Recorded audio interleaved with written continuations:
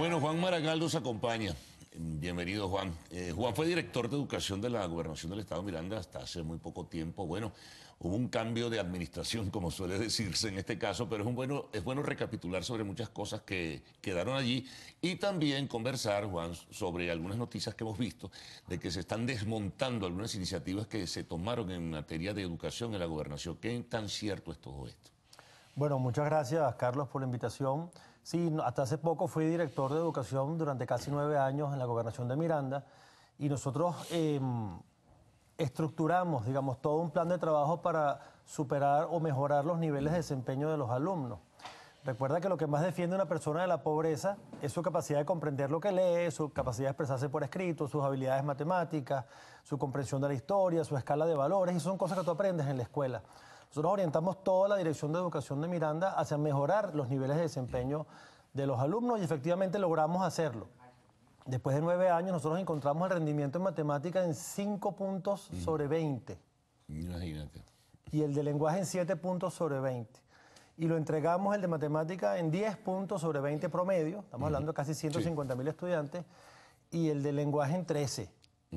Cosa de la cual nos sentimos muy orgullosos, muy honrados. Estamos muy preocupados ahora con esta transición porque no vemos que se le esté dando la importancia al sector educativo dentro de la gobernación. De hecho, a estas alturas todavía no han designado un director o directora de educación, ya pasó prácticamente un mes. Nos preocupa algo que es muy importante, que es que no están enviando comida a las escuelas. Sí, algo leí por allí también. Que es muy preocupante. El programa de alimentación es fundamental para que el niño asista a la escuela y también para que tenga una condición nutricional adecuada.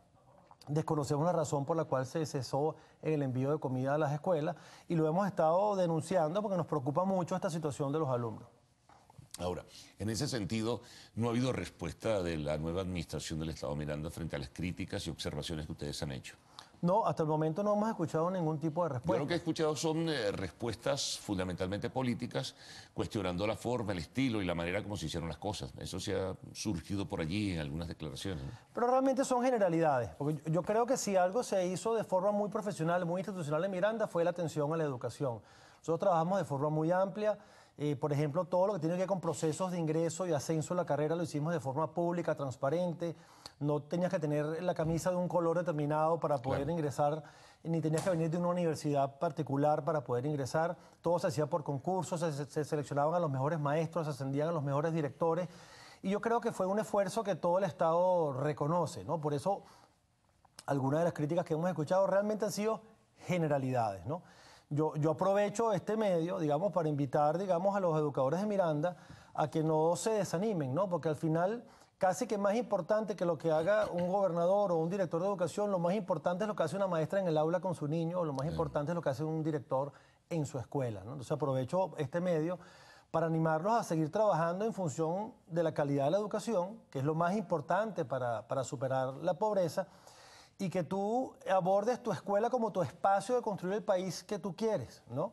A mí siempre me gusta decir que el futuro de los países se parece un poco al presente de las escuelas. Entonces, en la medida que tú hagas que tu escuela funcione mejor, ¿ok?, el futuro del país va a parecer un poco mejor. Es importante lo que señalas, porque justo te quería preguntarte, ¿qué piensan los maestros, ¿no? ¿Qué has recibido como percepción de lo que expresan los maestros frente al cambio de administración y la intención o el propósito de cambiar el modelo que ustedes establecieron? Los maestros están muy preocupados por dos cosas, ¿no? Uno, en su situación personal, ¿no? La situación laboral del maestro de Miranda y del país es dramática. Ahora les hicieron un ajuste de salario que está por debajo de lo que debieron haberles ajustado el salario y hay dudas sobre si le van a pagar unas deudas que el mismo gobierno generó cuando incrementó salarios a nivel nacional y no envió. Entonces, el maestro está muy preocupado por su salario, porque no le alcanza el sueldo para ir a la escuela, no le alcanza el sueldo para pagar la comida, no le alcanza el sueldo para pagar medicinas. O sea, el maestro tiene una angustia familiar personal. Pero el maestro también está preocupado de que vaya a haber algún tipo de acción para eliminar los programas que sucedían en la gobernación, ¿no? O sea, ahí yo le pido a los maestros que no se desanimen, que se recuerden que lo más importante que sucede en el aula es lo que ellos deciden hacer en el aula y es lo que han venido haciendo últimamente. El otro elemento, Carlos, que quería también comentarte es que estamos muy preocupados porque hemos observado un importante abandono en las escuelas. Nosotros hicimos un censo. ¿Abandono de qué tipo, Juan? Fíjate, nosotros hicimos mantenimiento. No, abandono de alumnos, abandono escolar. O sea, deserción. Deserción, Exactamente. Nosotros hicimos un censo a mediados de año escolar, del año escolar pasado, digamos, y encontramos que cerca de 10.000 alumnos abandonaron las escuelas de la Gobernación de Miranda. Eso es como el 9% de los estudiantes. Si eso sucedió igual a nivel nacional, en Venezuela pueden haber abandonado las escuelas unos 560.000 alumnos este año. Grave, ¿no? Y cuando ibas a verificar la razón, te encontrabas, uno, el costo del transporte. El transporte ha subido muchísimo a lo largo del año y enviar a un niño a la escuela o ir a la escuela se ha hecho casi inaccesible para muchos alumnos y también para maestros.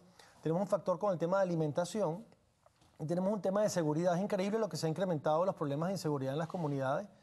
Nosotros en una encuesta que hicimos en octubre del 2016, el 8% de los maestros reportaba que en el entorno de las escuelas había enfrentamientos entre bandas, ¿no? Y balaceras, el 8%. Cuando hicimos esa pregunta en mayo, el 30% nos reportaba. O sea, que había crecido, ¿no? Pero muchísimo, muchísimo. Entonces el tema del transporte, el tema de la alimentación y el tema de la violencia ha hecho que muchos niños abandonen la escuela.